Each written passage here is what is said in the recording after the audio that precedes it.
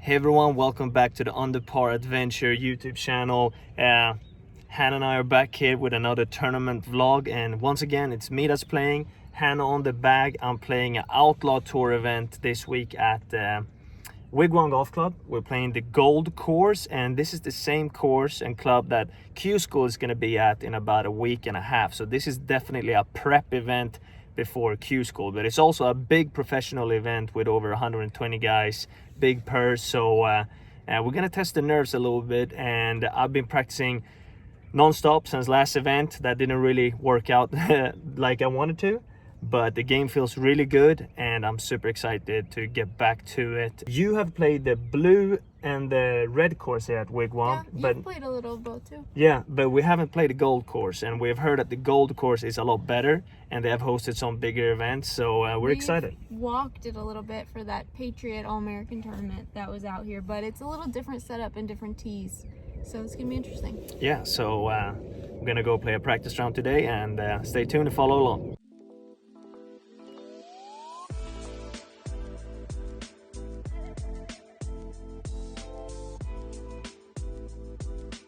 The layout so far, we've played 6 holes. It's been really good, and the greens are super firm, so it's going to be a good test this week. I still think the scores can be good, but that's up to the weather. It looks like the weather is going to be calm. If it gets windy with super firm greens, it might be a little tougher. So the greens are undulating too, which I didn't expect for Arizona. It's yeah, not like a common thing here.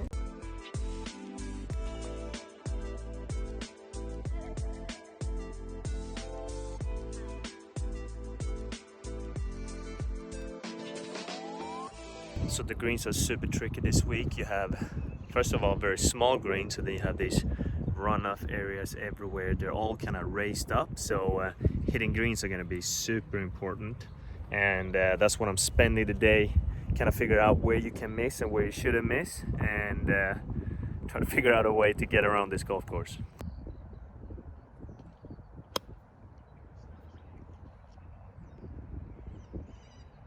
Drives at 350 and then does that. Dang it. Fred's gonna hit a couple from here just to see what his game plan would be if the flag was there and we missed left. I don't think there'll be a flag there during the tournament, but there might be one close to that edge somewhere else on the green. So it's good to know where you have to land it and what's the smartest shot. My guess would be he will putt it in the tournament if he had this. Yep. Okay. There's my great caddy. As soon as she sees a dog, she wants to go say hi to it. Uh-oh, here we go. He doesn't look very happy to see you.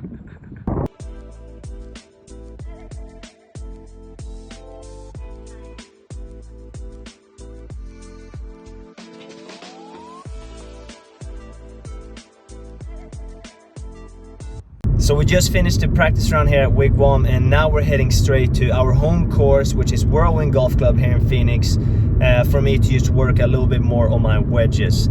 This golf course has tiny greens and really firm greens, so the approach play this week is going to be super important. You gotta have your yardages dialed in. So we're going to the back of the range at Whirlwind at the short game area to just get a little more work done with the wedges. So we just got at Whirlwind. Look at this practice facility. This whole thing is just a tee box out to the range, but we're gonna use it here to work on my wedges here the old school way, or measure the distance I hit my wedges. I don't have a TrackMan, that would be great. So I'm literally gonna hit these shots with each wedge, and she's gonna laser me. Obviously I know kind of how far each wedge goes with different swings, but it's always good to double check and make sure that you're dialed in. And my swing has changed a little bit the last couple of weeks, so we're gonna see exactly where my gapping is. Waiting for his ball to land over here so I can measure it. There you have it. That's kind of full range session, and if all you guys would do lines like this and then just fill them in, imagine how good every practice facility would be. So this is how you do it. Tap it down with your foot, boom, and it will grow back very fast. So we just got back home to our 1-bedroom apartment that Hannah and I have here in Phoenix, and Hannah is cutting some stickers for short game games, and I'm actually gonna go to work on my putting. And you might think, how the heck are you gonna do that in your apartment? Boom! Check this out. We got our own PuttView putting green. It takes up half of our little apartment, but it's totally worth it. Check this out. So with the PuttView putting greens, you have a projector at top that will project graphics on top of the putting green. Currently, it projects exactly the break of a putt, and the whole putting green has different breaks, and you can select, for example, another hole to go to, and you can see here, this is a kind of right to lefter, so you have the aim line at top, and then the preferred line that the ball is going to roll on with perfect speed, and you can do a bunch of things on here. It's super cool. We're definitely going to share more of this with you guys, but I'm going to work on my start line here and get ready for tomorrow.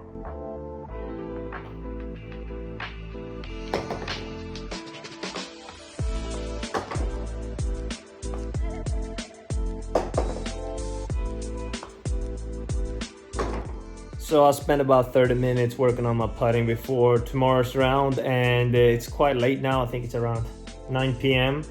So we're gonna try to go to bed. I have a 9 a.m. tee time tomorrow, so we're gonna go to the gym in the morning to get the body warmed up, and then we're heading to the golf course to start the warm up. So good night, I guess. Yeah. Good night. Morning, everyone. It's about 7:30. We're heading to the gym that's next to the golf course.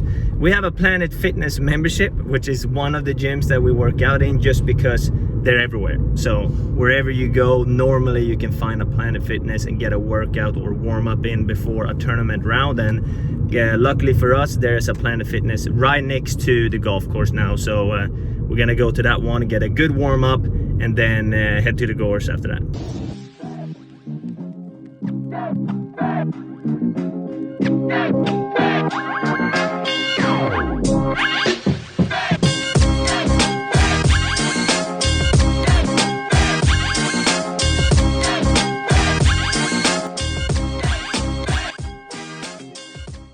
I'm starting to think you just like doing this. Cover yourself up, jeez. In the mid, be decent. So it's a walking event this weekend. Look at Hannah in her pushcart 3000. That looks great.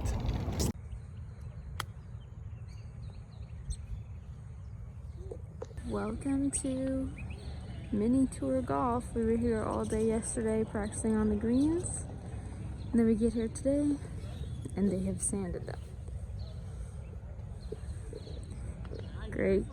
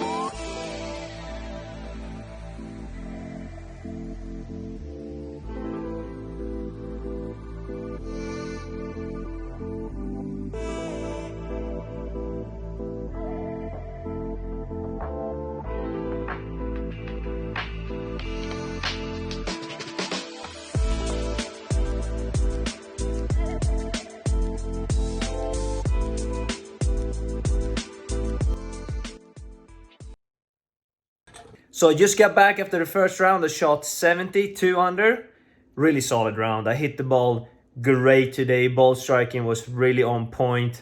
I gained more than 2 shots with the driver in strokes gained. I have a stat program called Anova Golf, where I get all the stroke gain numbers, and driver was fantastic. Approach play was good. It was in the positives, which is good because it was a very windy day and the greens are very small, and just lacking the putting a touch. I lost 0.1 shots putting, which is not bad at all. But if there's a area where I can improve before tomorrow, is putting. So we're gonna take it. Hannah is here crushing some ice cream. We're gonna relax tonight and then get back at it tomorrow, do the same routine with the gym and everything, and you spend maybe a little bit more time on the putting green before tomorrow's second round. So when you play well, your girlfriend makes you Swedish meatballs. There you go. This is gonna load me up before tomorrow. So this is what I always start out my day with, a big smoothie. It's not the healthiest. I got spinach in there and a few other vegetables, but also got quite a lot of sugary fruits, as you can tell, with almond milk. And sometimes I put in the 4 nutrition hydration packs if it's really hot. And that's kind of how I start the day. So we're in the car on our way to the gym, and we're gonna do the same thing, the same routine as we did yesterday. Might be a little boring for you guys to watch, but keeping the same routines and sticking to them is crucial if you want to stay consistent and improve over time. Jumping around and trying different things normally doesn't work out, so we're gonna stick to it, heading to the gym.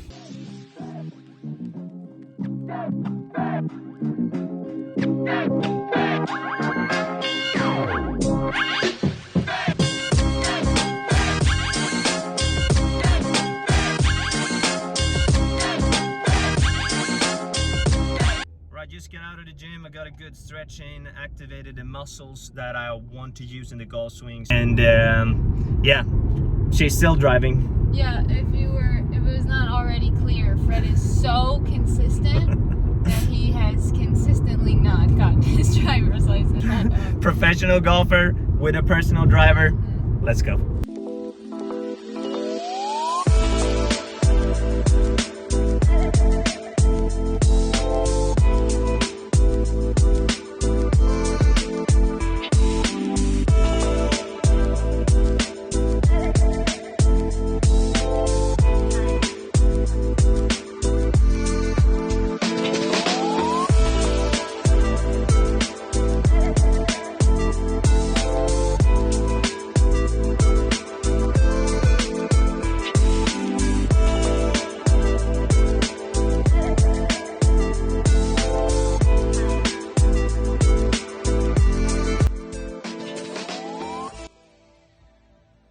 Say something.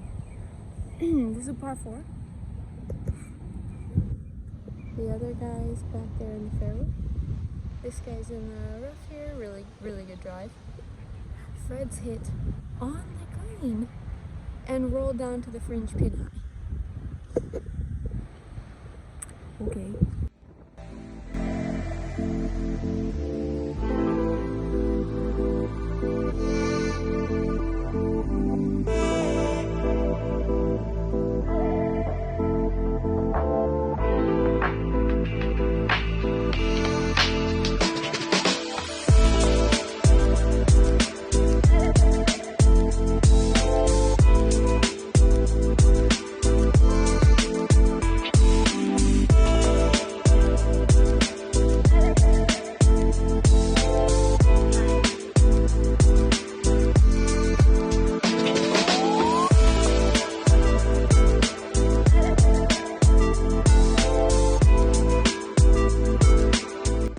Wow, just finished the second round and it got super windy on the back nine. It was about a 3 club wind.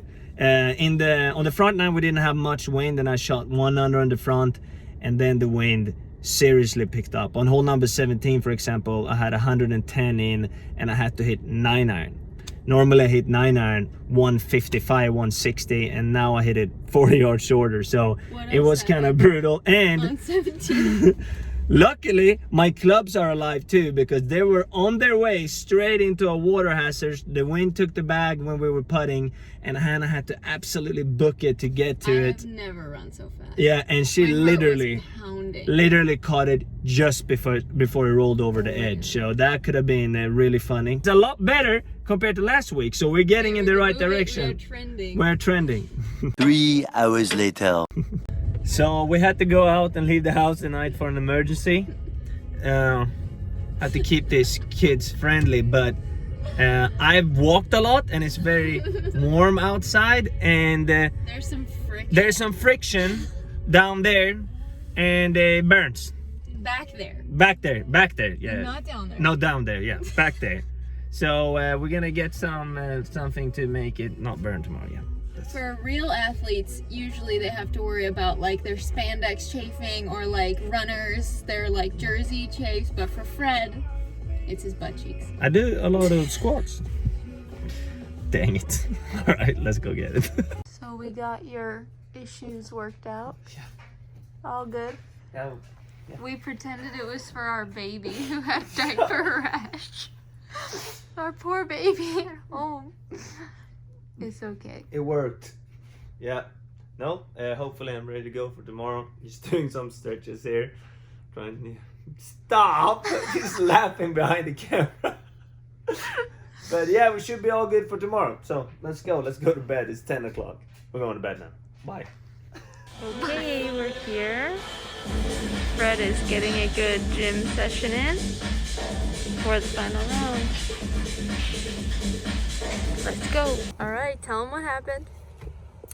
Forgot my golf shoes. Mm-hmm. But I had a black pair, so we're pulling a Michael Jackson here today. Black shoes, white socks. No bueno. Are you gonna moonwalk let's to the go. tee?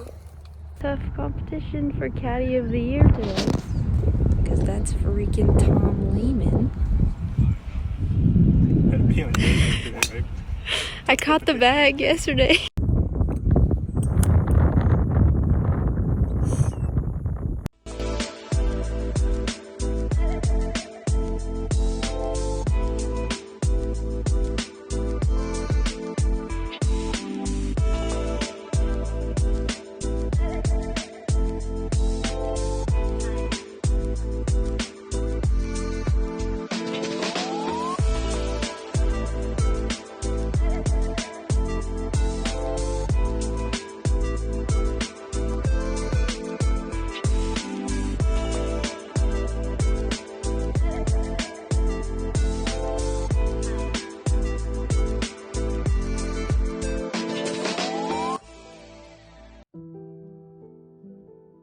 Just finished the final round, and this one stinks.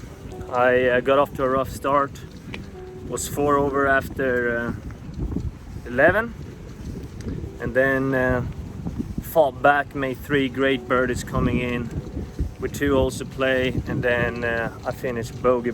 I hit in the water both holes 17 and 18 to shoot 3 over for a total of 2 over.